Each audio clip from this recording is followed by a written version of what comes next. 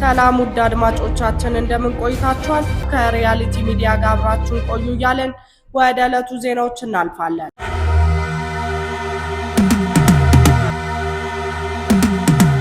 የመጀመሪያው የውጭ ባንክ ፍቃድ አገኘ። ብሔራዊ ባንክ በተሻሻለው የባንክ ንግድ አዋጅ መሰረት ለስታንዳርድ ባንክ የኢትዮጵያ ተወካይ ቢሮ አዲስ ፍቃድ ሰጥቷል። ፍቃዱ የተሰጠው የውጭ ባንክ ተወካይ ቢሮዎች ፈቃድና ቁጥጥር በቀጥታ በኢትዮጵያ ብሔራዊ ባንክ ስር እንዲሆኑ በተደነገገው የተሻሻለው ሕግ መሰረት ነው። በዚህም ባንኩ የተወካይ ቢሮዎች በንግድና ቀጣናዊ ትስስር ሚኒስቴር የተሰጣቸውን ፈቃድ በማደስ አዲስ ፈቃድ የመስጠት ስራ ጀምሯል። በኢትዮጵያ ውስጥ ለረጅም ጊዜ በውክልና ቢሮ በኩል የሚንቀሳቀሰው ስታንዳርድ ባንክ በአዲሱ የቁጥጥር ማዕቀፍ መሰረት ከብሔራዊ ባንክ ፈቃድ ያገኘ የመጀመሪያው የውጭ ተቋም መሆን ችሏል። ፈቃድ የሚሰጣቸው የውክልና ቢሮዎች ለውጭ ጉዳይ የግንኙነትና የንግድ መረጃ ማዕከላት በመሆን የገበያ ጥናቶችን በማካሄድ የንግድ ግንኙነቶችን በመገንባትና በማስተዋወቅ ያገለግላሉ።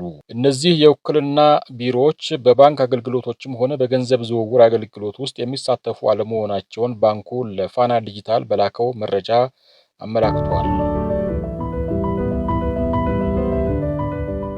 በ2075 ፕሮግራም ተደራጅተው የቤት ባለቤት ለመሆን ቅድመ ክፍያ ወደ ንግድ ባንክ ላስገቡ መምህራን የቤት ግንባታ ለማስጀመር የቅድመ ዝግጅት ስራዎች እየተጠናቀቁ መሆናቸው ተገለጸ።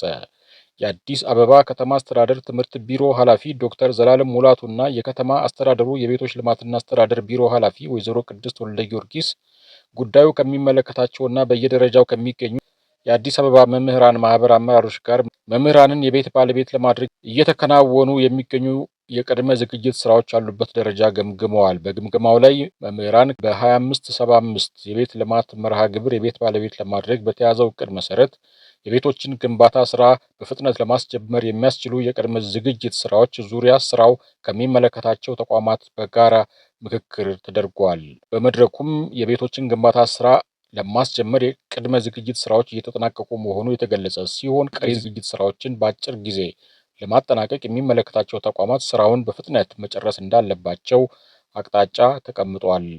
በግምገማው ላይ የአዲስ አበባ ከተማ አስተዳደር ትምህርት ቢሮ፣ የአዲስ አበባ ቤቶች ልማትና አስተዳደር ቢሮ፣ የቤቶች ልማት ኮርፖሬሽን፣ የመሬት ልማትና አስተዳደር ቢሮ እና የአዲስ አበባ መምህራን ማህበር ከፍተኛ አመራሮች ተገኝተዋል።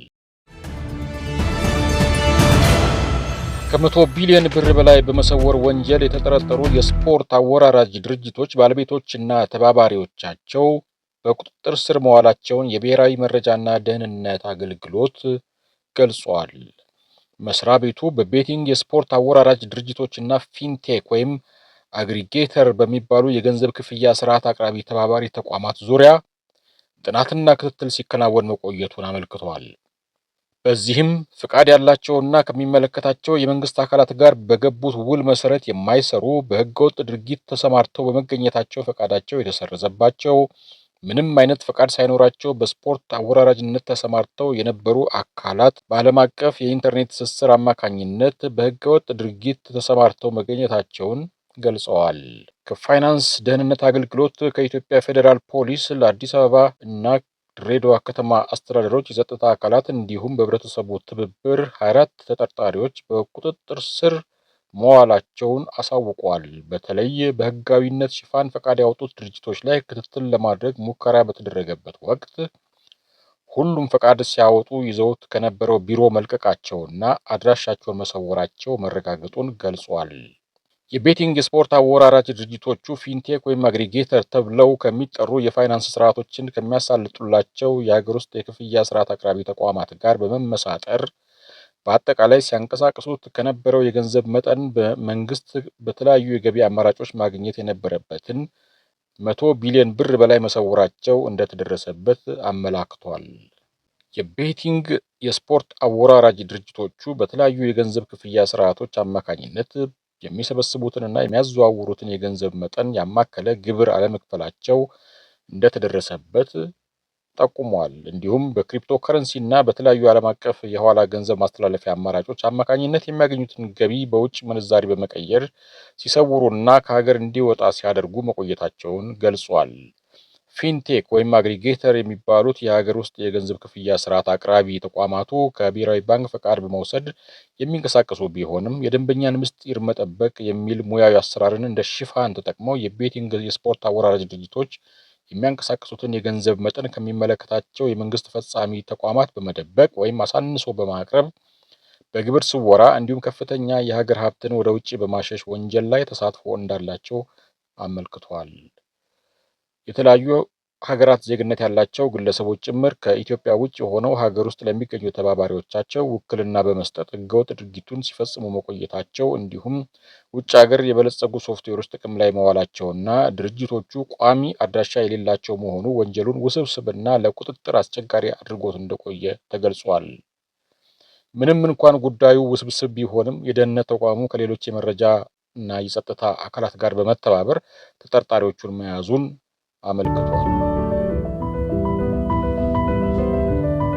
ኦፕን ኤአይ በ2030 ቻት ጂፒቲን ከሚጠቀሙት መካከል 220 ሚሊዮን ያህሉ በክፍያ ይጠቀማሉ ብሎ እንደሚጠብቅ ገለጸ። ኦፕን ኤአይ የሰው ሰራሽ አስተውሎት መተግበሪያውን ከሚጠቀመው ሳምንታዊ 2.6 ቢሊዮን ተጠቃሚዎች መካከል 8.5% ወይም 220 ሚሊዮን ያህሉ በ2030 በክፍያ ይጠቀማሉ ብሎ እንደሚጠብቅ ገልጿል። በአሁኑ ጊዜ የቻት ጂፒቲን እና የፕላስ አገልግሎትን $20 በወር እንደዚሁም የፕሮ አገልግሎቱን በወር $200 እየከፈሉ የሚጠቀሙ 35 ሚሊዮን ተጠቃሚዎች እንዳሉም አመላክቷል። በዚህ ዓመት መጨረሻ ዓመታዊ ገቢው $20 ቢሊዮን ይደርሳል ተብሎ የሚጠበቀው ኦፕን ኤአይ በዚህ ዓመት የመጀመሪያው 6 ወር ለምርምርና ለተያያዙ ወጪዎች ከ$2.5 ቢሊዮን በላይ ፈሰስ አድርጓል ሲል ሮይተርስ ዘግቧል። ለዕለቱ የተዘጋጀው ዘገባ በዚሁ ተጠናቋል።